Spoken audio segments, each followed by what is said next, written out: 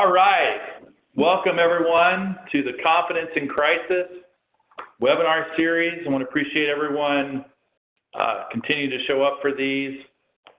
I appreciate all the positive feedback, Drew, that advisors continue to give us about presenting what's relevant, what's going on, because that's why we're here. We're just trying to help you as things move forward. We've moved on to this virtual world that we're in.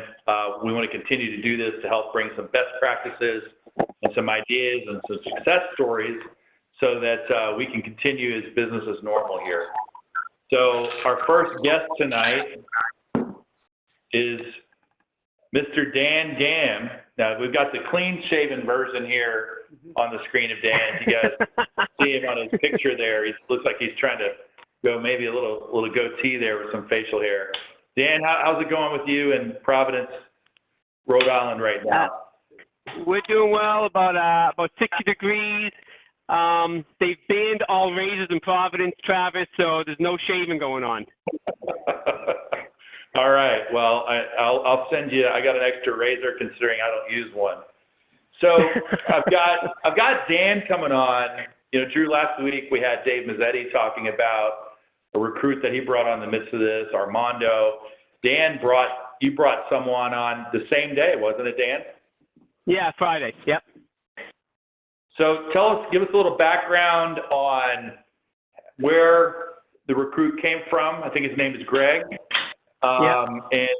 And what was the dance or the wooing process, the sales process like? So this was an advisor that I met about a year ago. He was a bank advisor.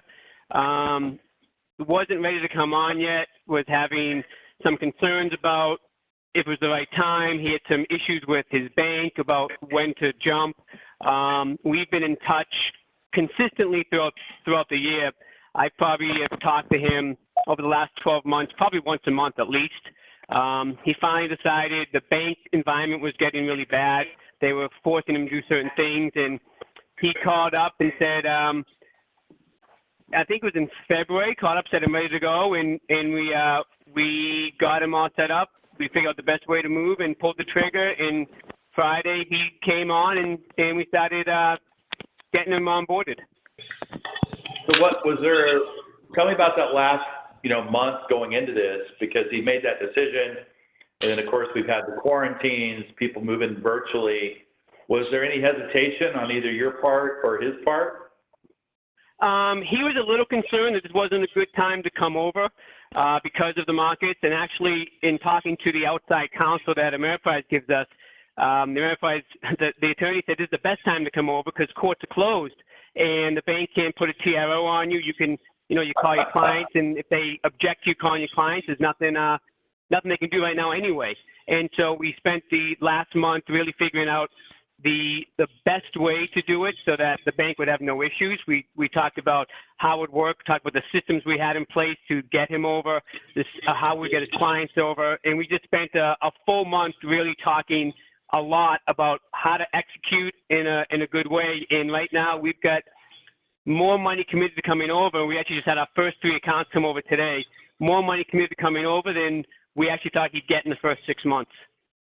Oh, wow. So tell me about that then, because I think I remember from our notes, you were thinking we estimated $30 million. I think that's what the offer was built on of assets. So where are you and how did you get there?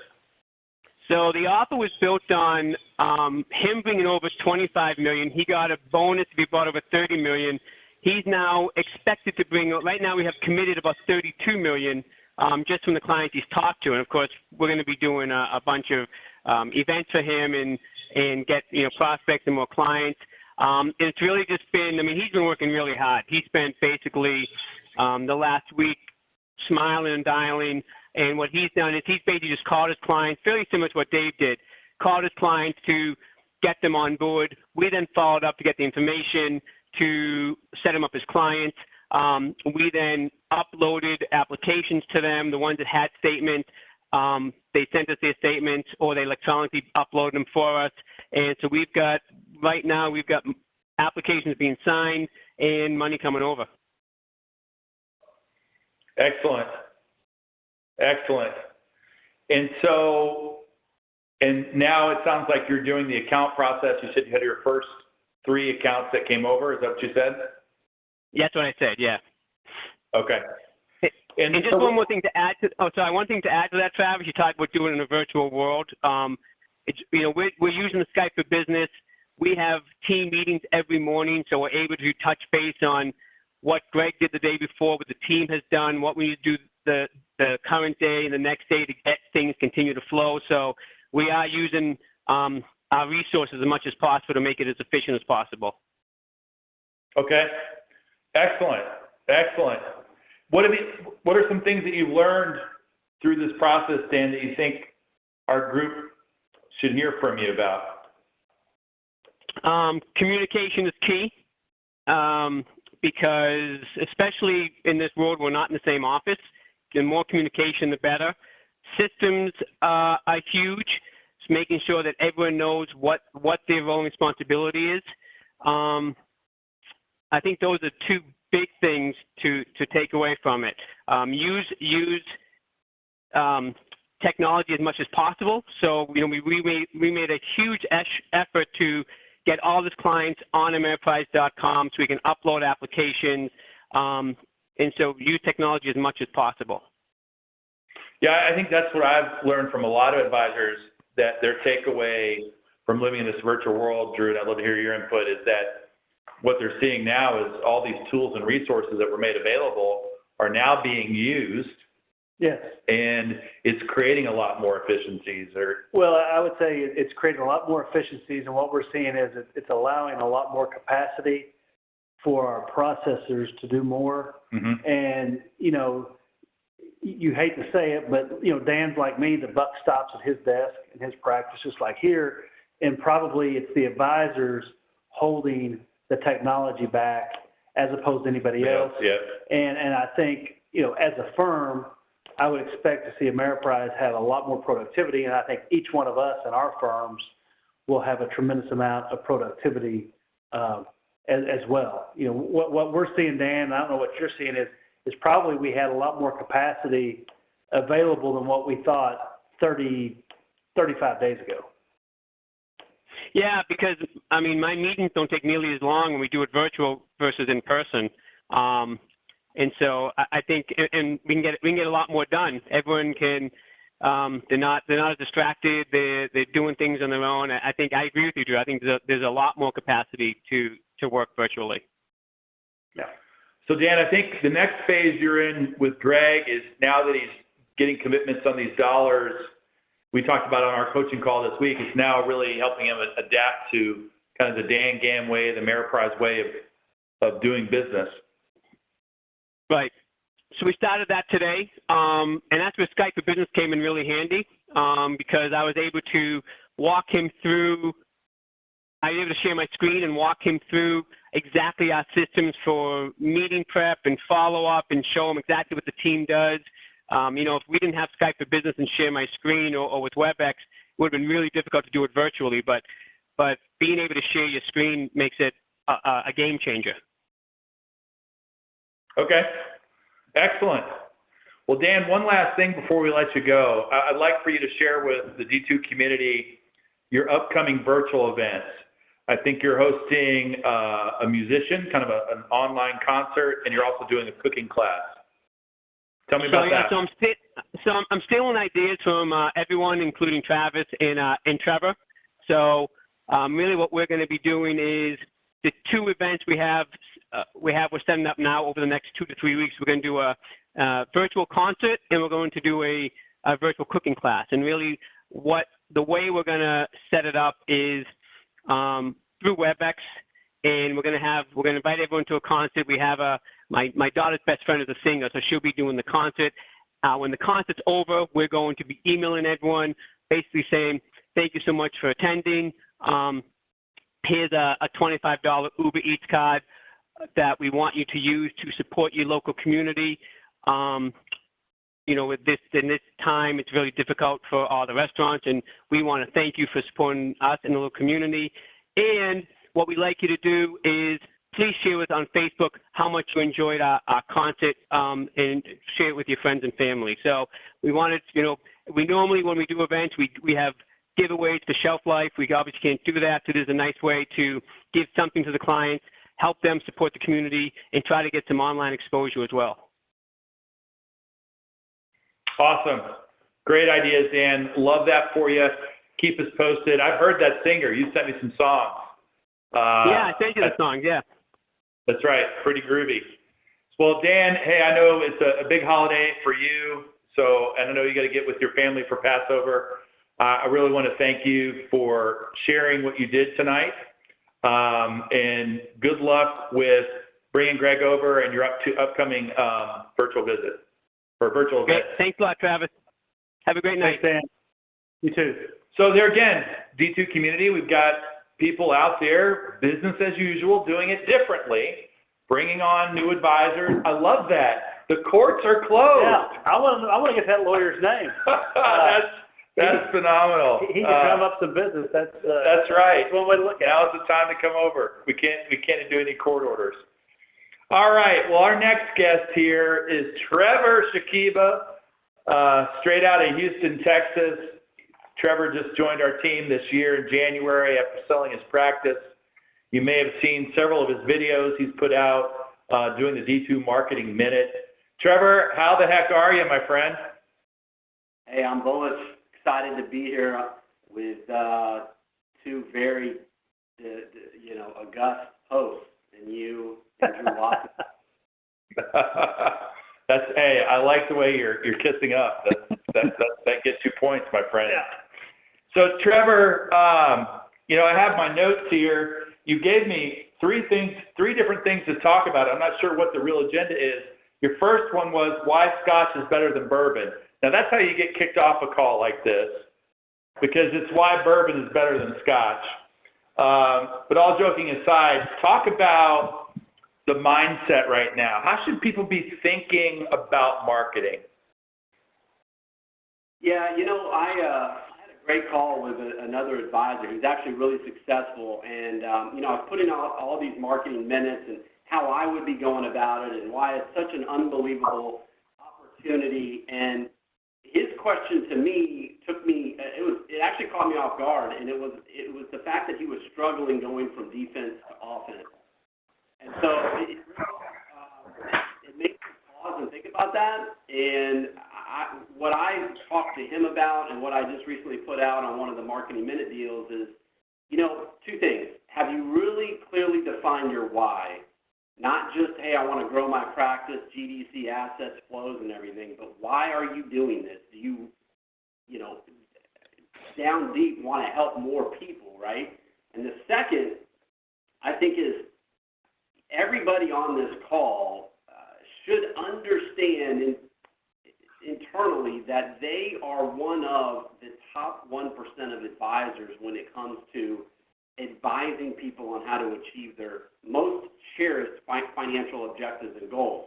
And if you believe both of those, you know your why and you believe that, then you want to talk to as many people as possible, because in a difficult time like this is when everybody blows themselves up. And if they're talking to the wrong person and, that advisor's trying to tell them to get out and time the market, buy this product, I think those are two internal things to talk to you and the coaches about to make sure they have that perspective, and then going on offense makes it a lot easier. I think what you're talking about is being more mission-based. That's what I'm hearing. I'm on a mission. I know I'm good at this, and a part of my obligation of being good at this is I need to touch as many families and lives as possible with what I do. Is that what you're saying? That is indeed what I'm saying, Travis. So talk about then, so if I hear what you're saying, if you're struggling with, because I just had a call with an advisor, to your point, he said up until last Wednesday, he felt like he was playing defense. And then something switched for him. And it was how he thought about things. And he started making that turn. He said, it's a little bit slow. It took me a couple days. I started playing offense. And then by the time I talked to him today on Wednesday, he was sharing all kinds of successes, but he felt like he was in that coronavirus funk of, hey, it took me a while to get settled working at home. leading the team from home. And he said that's what I felt like I was playing defense, but now he's playing offense. So what are some things that people can do right now to get that market share when they're playing offense? Well, I mean, look, Dan mentioned a few of them already. I'm sure y'all have talked a lot about it, and if you've seen any of the videos I put out, some ideas. By the way, if you're not on the extremely important and compelling marketing minute list, you need to reach out to me and get on it. It's unbelievable how much amazing content Travis is going out on that.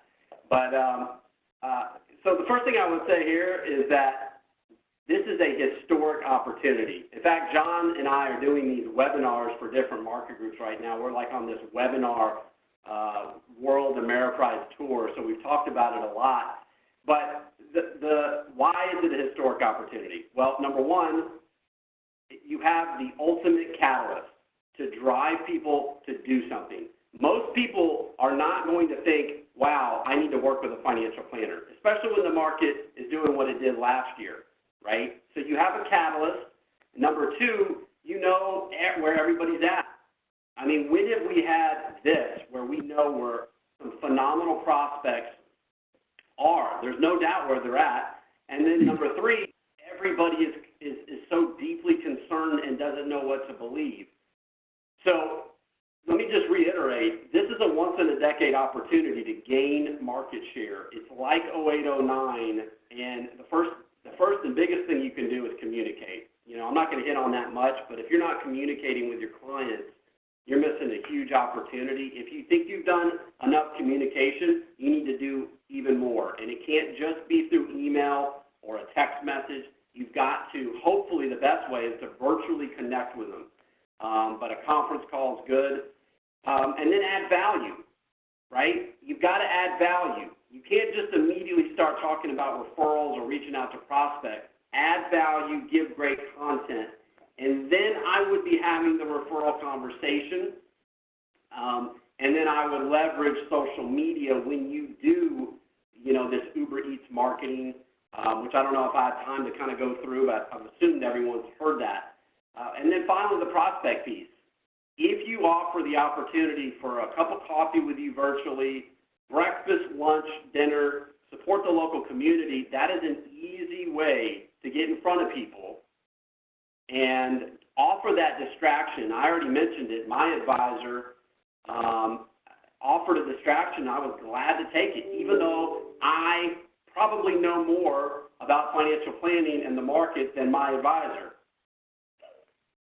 So, anyway. Is that where you laugh at yourself? I'm sorry, Trevor. What? Well, let's not assume everyone knows how to the Uber Eats strategy. Because I know that we've been teaching it here for the last couple of weeks. You did a great video on it. Walk us through why that'll work and then how that works, how simple it is. Well, I mean, again, going back to why is everybody, depending on where you're at, is in some type of quarantine stay at home. And for a lot of people, like Christine and I, who have young kids, it is Groundhog Day. I mean, the same thing over and over. So, I mean, look, it's been rough. So we would, A, welcome a distraction, and B, we would love some different food that we don't have to think about and prepare for us and the kids.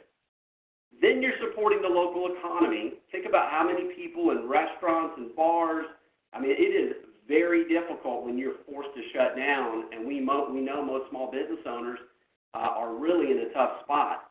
So when you add all those things together, and then you make that call, or your staff does, which is how I would do it, and then systematize it, that is a very easy thing to set up. It's not very expensive, and then you connect. You have this virtual interaction, cup of coffee, meal.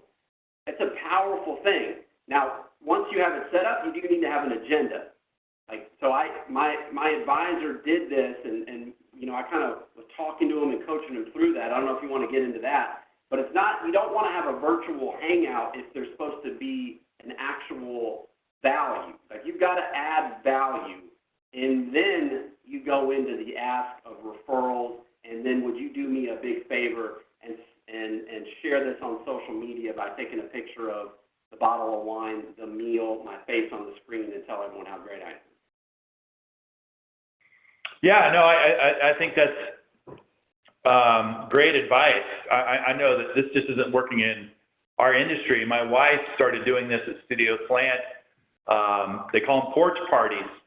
And so they're not open, but they can do deliveries. She's very careful. She has a can of Lysol. She drops it off. She knocks on the door, walks away, gets the social distance. They come out, and then people are taking videos. She's taking videos and pictures. The clients they're sharing it on social media. Hey, look, I got a porch party today. Thank you, Trevor, for sending me the gift, and thank you, Christy Cheney. And then what's happened is she's doing 50 deliveries a day now, which, by the way, when we first started doing this, we were doing about 5. 2 weeks into it, I mean, it's just we're doing more sales now than when we were actually open. And so to your point, if you can get clients to promote you like that, post it on social media, what you did for them, it will snowball in a good way for you. Yeah, and everyone check out the video I'm going to send out Friday, because I just had this happen to me where my realtor dropped off, I forgot what she called it, but it was cabin fever bag. Cabin fever package, yes. It was fantastic because it was all specific to the kids. Again, watch the video. I take everything out of the bag. But her note, which was brilliant, because it was funny. It wasn't too serious. It was talking like, hey, text me or reach out to me if you want to talk about anything, including whatever that tiger video is on Netflix. So, it made me smile. Do us a favor and take a picture and share it on Instagram or Facebook. I immediately did it. And she's a very successful local realtor that owns her own, real estate agency, and I thought it was brilliant. Cabin fever bags, you can do energy. I mean, there's so many iterations on this idea. Like, you don't just have to do dinner. A lot of people have had a tremendous amount of success sending a bag of coffee, and then you could do like 4 of those a day, 8 a.m., 9 a.m., 10, you know what I mean? And then you could have a dinner where for your best clients, your centers of influence, your prospects, where you go upscale a little bit more. So, I mean, this can be, there's so many different ways you could do this. I think the point is just do something. And you're going to stand out, plant those seeds, bring up referrals, and, man, reach out to your prospects. There's so much opportunity here to grab market share. And just think about all the goofballs that we're competing against that don't even really know how to get on a computer with a video, or they're trying to wait for a 1-800 number.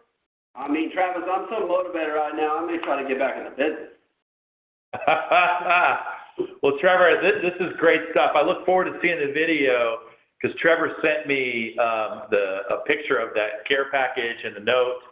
And but that's just a great way to multiply your presence by sending presents, right? So very good, Trevor. So, hey, if you're not on the Marketing Minute, get a hold of Trevor. We'll send out his, Ed Poach just emailed me. Can you get me some links? Absolutely, we'll get that to you. We'll put Trevor's email address on here too, so if you want to reach out to him to get on the Marketing Minute, or Ben, he'll make sure you're on that. But Trevor, I love the way you're thinking big. I love what you're talking about as far as what an opportunity this is, and just some simple things that you can do. Because I think what he just said is true, Drew. If you're not doing anything, you're hurting yourself. Yeah. Doing something right now, action trumps contemplation 90% of the time here. So thanks, Trevor.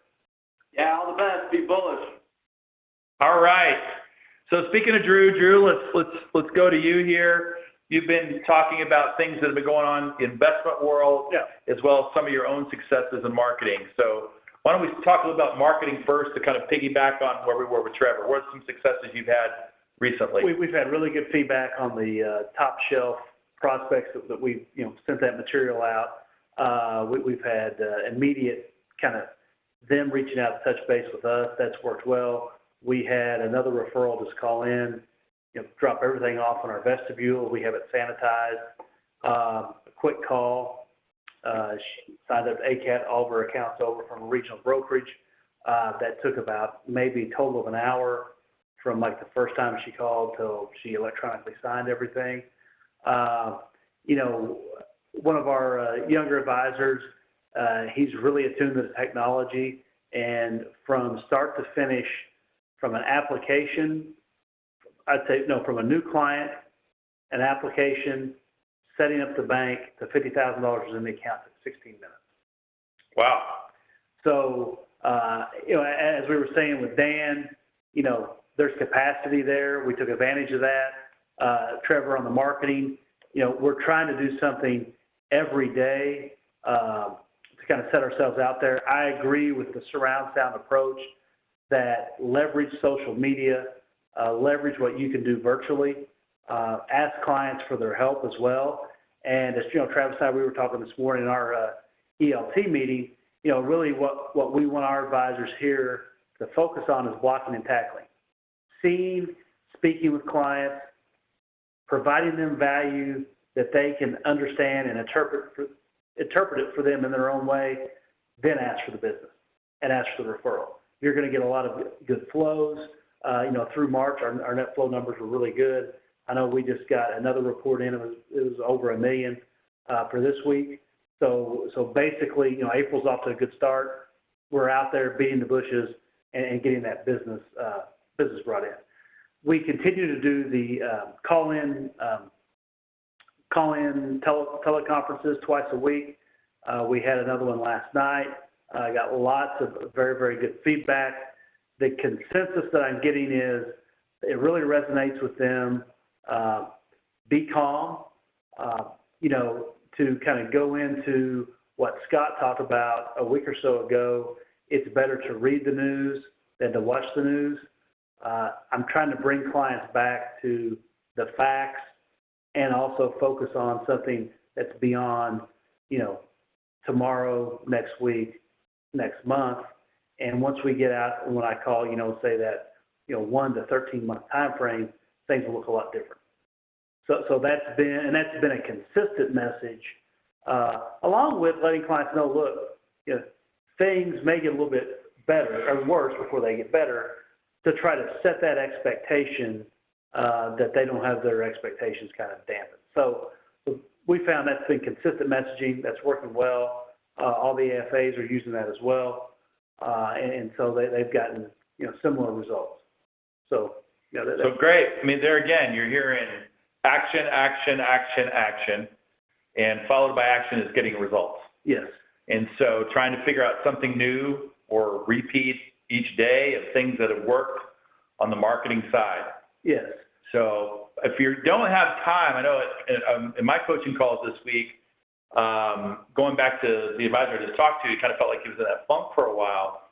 I think that's happened to all of us to a certain extent.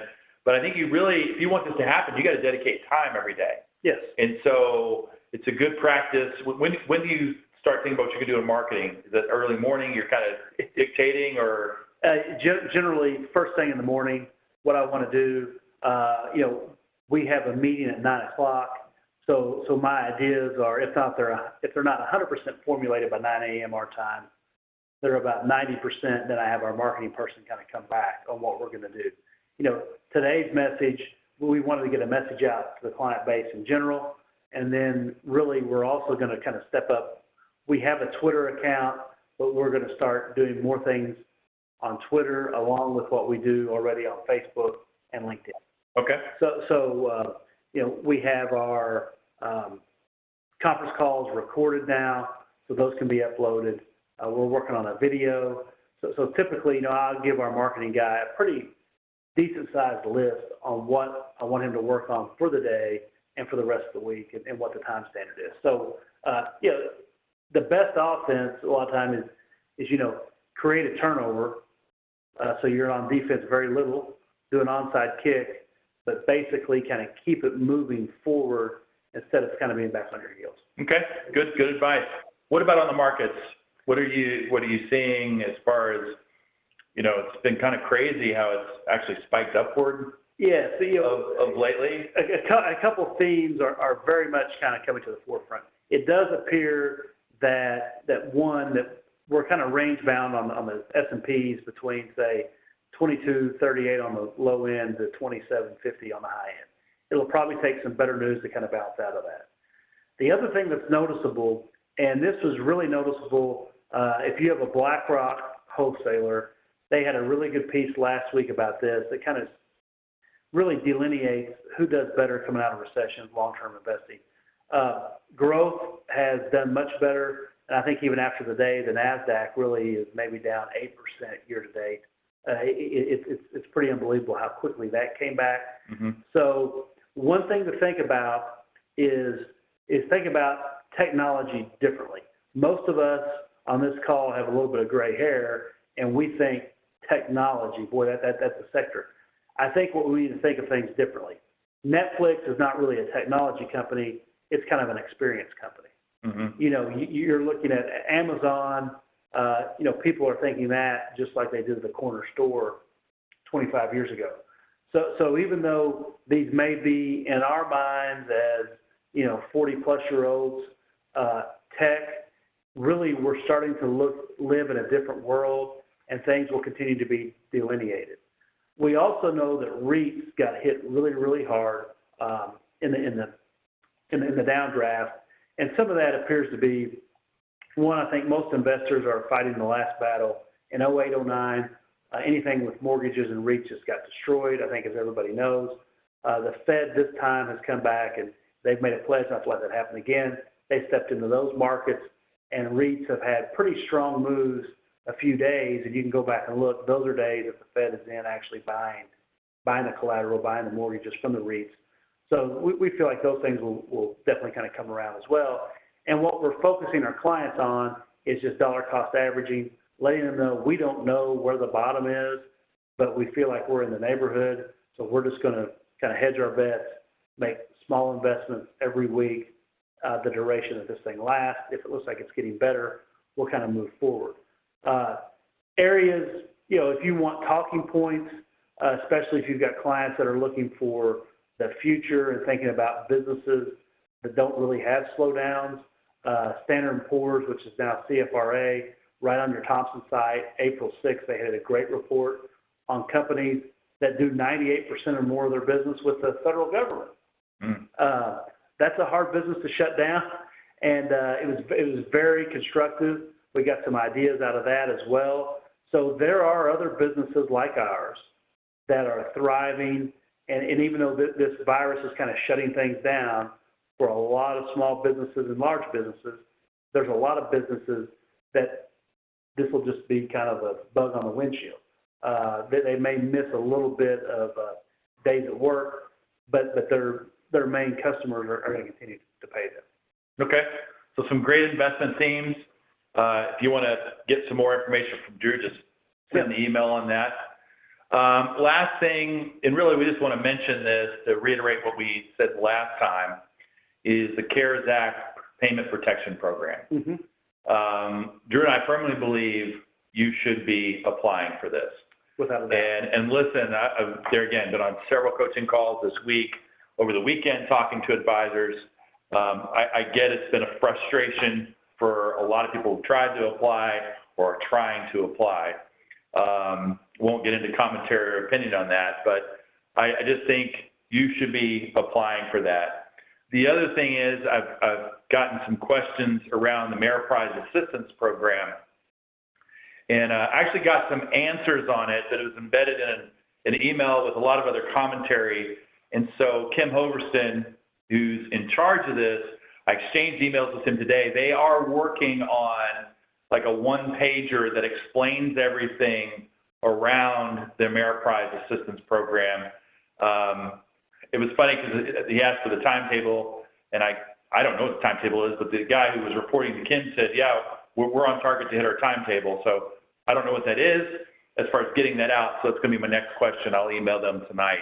But if you got questions about that, I do have some of the basic principles based on what was given to me by Kim. So feel free to reach out to me on that. I think embedded in that email, their goal was to have it out by the end of the week.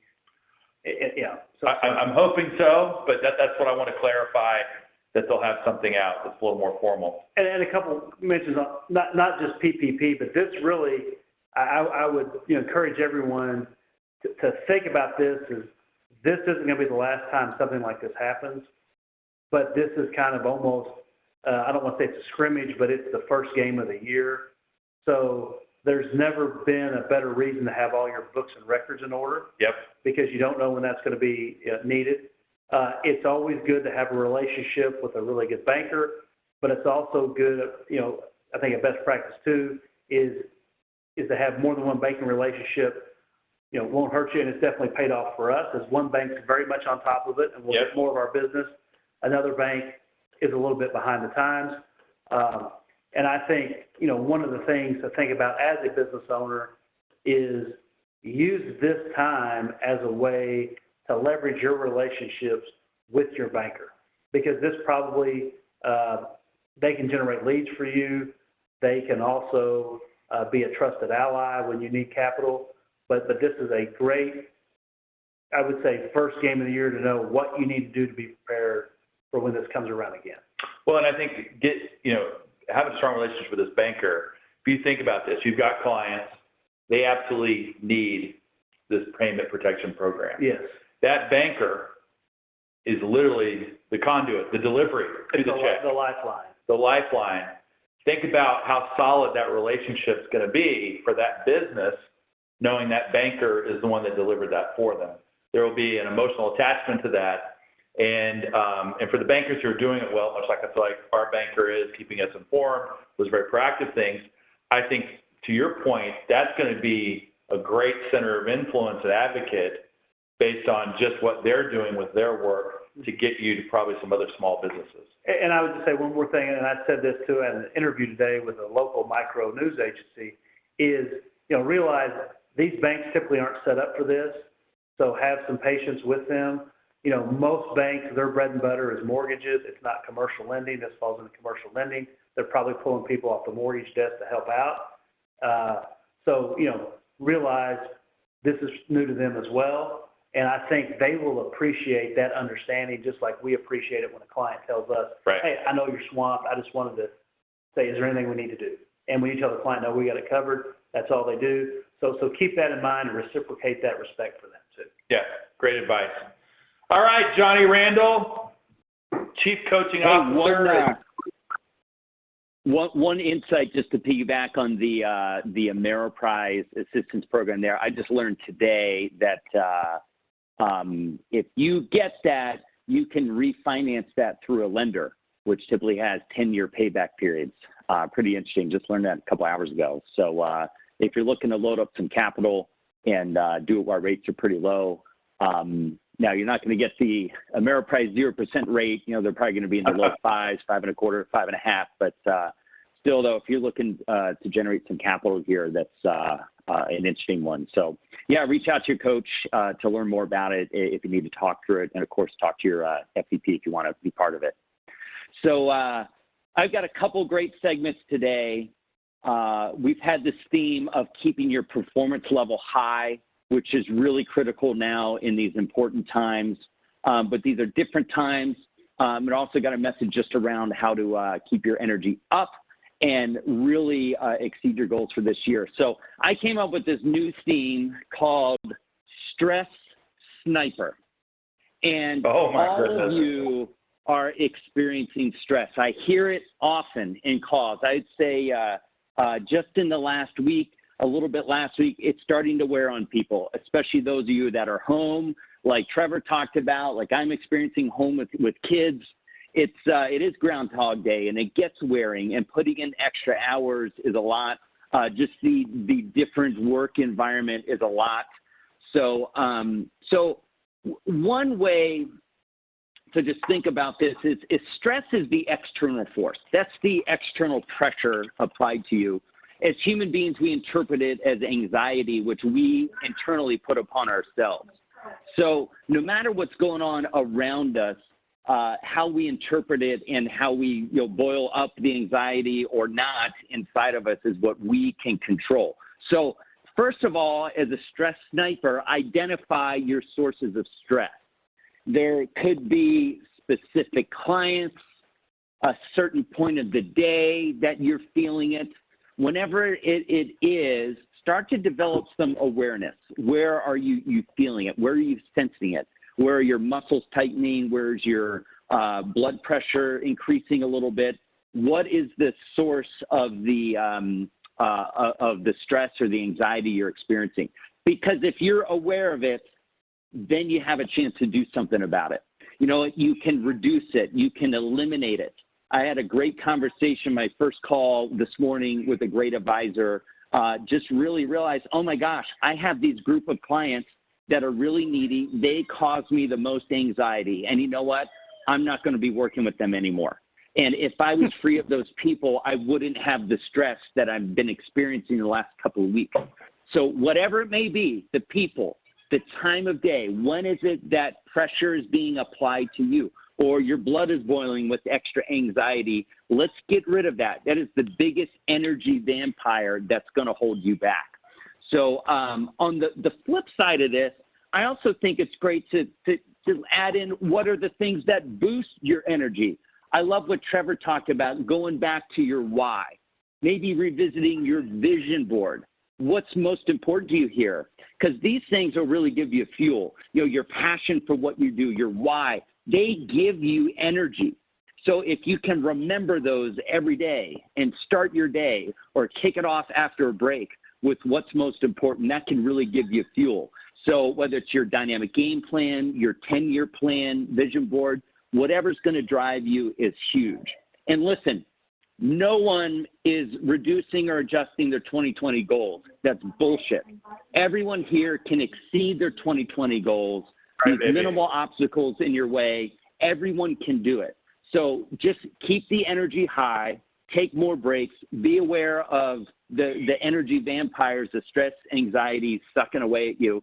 Get rid of those. Let's identify them, but investigate what charges you up also. Get rid of the vampires, get more what charges you up, and the why, the vision board, all these things help.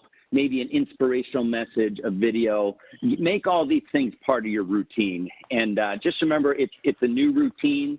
We're only, weeks into this for a lot of us.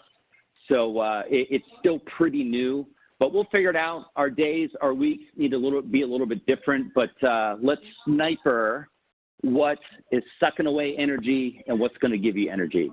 So stay bullish, everyone. Proud to be on these and look forward to keeping these going. John, thank you. I really, there's a couple key messages on there. First of all, I love what you said about the goals, because I know that when we've had our business planning sessions here, we have not talked about adjusting anything. Most of the advisors I've talked to, they're much like what John's saying. Hey, it's business as usual. We're just doing it a little bit different way. This doesn't mean that we don't set our targets we don't need to reset our targets. We're still shooting for gold. So I love what you're saying there about this is not a time to retreat. This is not a time to readjust. It's a time to just adjust, but we don't have to do anything with those targets. So thank you for reminding us that. And also, I think going back to your why, Trevor talked about it earlier just from a marketing standpoint. And, you know, I use the word mission-based. I mean, I think if you're in this business, you've got in this business because you want to help people. Mm-hmm. And right now is a time when more people need help than ever, probably any other time in your career. And so, and if you need energy, I like what you're saying, John. Go back to why. Why do you do this? Why? Because that's where we gotta at the end of the day or the beginning of the day, we gotta tap into those reserves to get there. Great message. Thank you, John. Gunnery Sergeant. Rand, right. He's I think organizing a hunting trip this weekend. But he can only take 9 people, and you have to be 6 feet apart. He's looking for a deer that has like is that a houndstooth jacket? A houndstooth belt or something. Yeah, John, you forgot to wear the hat. That would have been the added. That would have been next level. Yeah. That's right. So a couple other things I want to talk about before we get into any possible questions. Sherry English, who's on the call, is coaching several advisors, much like all of us, and noticed that a lot of the spouses who are advisors and they have kids at home, you know, how it's been more difficult with them, and we've talked about that. And Sherry, could you talk about some of the advice that came from some coaching calls today? I know I'm putting you on the spot, but some things that practices can do to get admin involved to help reduce some of the stress to advisors when they're meeting with clients. Yeah, much like John said, many of my clients who have young kids at home are getting that Groundhog Day. They're supposed to be homeschooling. They're supposed to be giving to their clients. They're supposed to be stepping up around all kinds of things, and there's just not enough hours in the day. And I can't tell you how many tears I've heard from parents with young kids. So we did a little brainstorming, and some of the things we came up with is how can you support them? For one thing, this is an excellent opportunity to teach them how to delegate. Do deep dives and figure out what can be delegated to where. So for example, one of the things that one person did is they had an assistant, an admin that could sit in on the more complicated calls. Anytime these people are having the complicated calls, the admin sits in on it and is able to take care of all of the follow-up without having to have another step on the part of the young parent. Another thing that's going on is digging through what can be delegated elsewhere. Can somebody step in on follow-up with headquarters or home office type issues or any of those kinds of things? Sending meals, you know, much like John or Trevor mentioned, is how many meals can I think of? And, you know, I'm doing all this other stuff, plus I'm supposed to be cooking from home every night now. So can you send them meals? We've had all kinds of those kinds of issues coming up, and the management team really stepping up and having these conversations, because I think the other thing that's happening is if you really are having to homeschool while you're supposed to work, while you're doing that, you have very short time frames that you can focus. If you've got young kids, if you can get them otherwise entertained for 15 or 20 minutes, you're doing pretty good. So how can you give them tasks that are only 15 or 20-minute chunks is one thing to look at. Another thing to look at is how can you give them assurances that if they're not, you know, like some of us are lucky, right? Like either we have a spouse who can take over the duties, or maybe the kids have already, you know, are already at an age where we don't have to pay attention to it so much, right? But how can you give them assurances that you are there, that you are supporting them, that you realize they are making superhuman efforts right now, and it's not going to count against them in the long run if they don't dot every I and cross every T and continue to grow on par with people who are not having those other responsibilities at home. How can you give them those assurances? Because I have heard many, many tears over the last week or two of people who feel like, I want to give 100% to my work and I want to give 100% to my kids, and there's X amount of hours in a day. So those are some ideas that we've had, and I'll be happy to keep y'all in the loop on more as they come. Thank you, Sherry. I just want to pass that on. A lot of what Sherry's talking about is acknowledging what is going on. Mm-hmm. You know, letting people know, I understand your situation. We're here to help. And then, like she said, they stepped in and they inserted some things, having admin people being on the call. This is different than the nurse practitioner, doctor model we've talked about, where you have someone in on the meeting. Do the same thing virtually. And then look for opportunities to delegate. You know, with the use, you were talking about the use of technology, we're getting things done a lot faster, a lot quicker. That should be freeing up some of the admin people to do a little bit more. So thank you, Sherry, for that, those insights. Do we have any questions from the audience? And don't worry, if you don't feel like saying something out, that's cool. Like I said, if you see me looking over here, I've got my email up. People have been sending some emails and requesting things. Do that. That's why we're here there. We got a lot of shy people on there. Yeah, well, I'm not letting you off that easy. What's that? Is that Woodward? That's Woodward. You can't get off that easy. Well, you're a long-time listener and a third-time asker. What you got, Mark? Maybe some advice as far as doing these calls with, you know, these live conference calls that Drew's been doing. The question came up in our office, and we have a little confusion around the compliance of all that. can you offer any guidance, or do you have any resources to, Drew, Yeah. what compliance do you have to do for those calls? Mark, if you send me an email, I'll send you what our compliance officer sent us. Basically, there's a kind of pre-approved invite that it's already approved, and just, we follow one of the Ameriprise kind of approved pieces that we speak off of. Always be aware, let everybody know there is no solicitation to either buy or sell anything. What we're presenting is a fact. We'll reference, and then make it available to clients if they want it. This came from the Ameriprise Before the Bell on April 5th. Right. If you want that support, we can send it to you. So that's a way to keep it compliant. It keeps it on point. I will tell you the feedback that I've gotten that's been positive is 15 minutes for a client is probably the sweet spot. Yep. So condense everything down. Essentially, kind of like what we're doing here would be one segment. Right. Get your talking points lined out ahead of time. Have it, in segment. I'm also asking for referrals at the beginning and the end. And two, at the beginning, I'm being empathetic. Look, we don't know how many people are affected by this, loved ones, et cetera, and let them know, our heart goes out to them. But then we have probably what I would say 10, 12 minutes of meat in it, but it comes from something pre-approved. If you email me tomorrow, I'll send you that email we have. Yeah. Okay. Yeah, we're blessed. We got a great OSJ, Jen Reeves. When all this went down, we reached out to her. She put together a nice email with links and kind of spelled everything out with some sample invitation and so forth and talking points. So, Mark, we've got that. I've forwarded that to multiple advisors. So, all right. Good question. Thanks, guys. Long-time listener, big fan.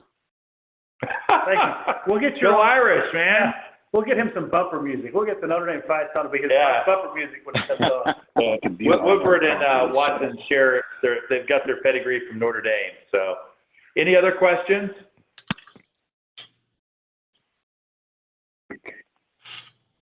All right, Ben, we got, I think, one more slide here. Yeah, I apologize. Earlier, something happened. I got disconnected, so Ben took over. Things turn out the best for the people who make the best of the way things turn out. Very, very relevant right now. Look, people, I get it. I'll admit I hit the wall this weekend. I was telling several people today, I took a 3-hour nap on Saturday. And look, I'm a napper, but it's like 60 minutes. Sunday, I hit about another 2.5 hour. I just, just going at the pace we're all going, sunrise to sunset, going home, doing the stuff that you do with the kids and taking care of chores and all that. So listen, I feel for you guys. So make sure you're taking breaks. I know that Christy and I have decided this weekend we're going to limit work on Saturday. In fact, we're just going to work a couple hours and we're going to be done. Sunday, we're doing nothing. Of course, we're celebrating Easter, and that's a big family event anyway. But please take these breaks. I know we're all on call. We're all trying to help, but we need to really take care of ourselves. And, you can only be on so long for an extended period of time before you're going to hit that wall. So just be aware of that. And on behalf of, Drew and John and Trevor and Dan Gam today, thank you guys. If you've got questions or you've got topics or things that are working that you think the D2 community would want to hear about, please send those to us. We'll be here every Wednesday. So we'll be back here next Wednesday at 5 o'clock Central, 6 Eastern Time, 4 Mountain, 3 Pacific. So with that said, get a good night rest. Happy Easter, everyone. And don't hesitate to reach out if you need anything. Thank you. Thank you.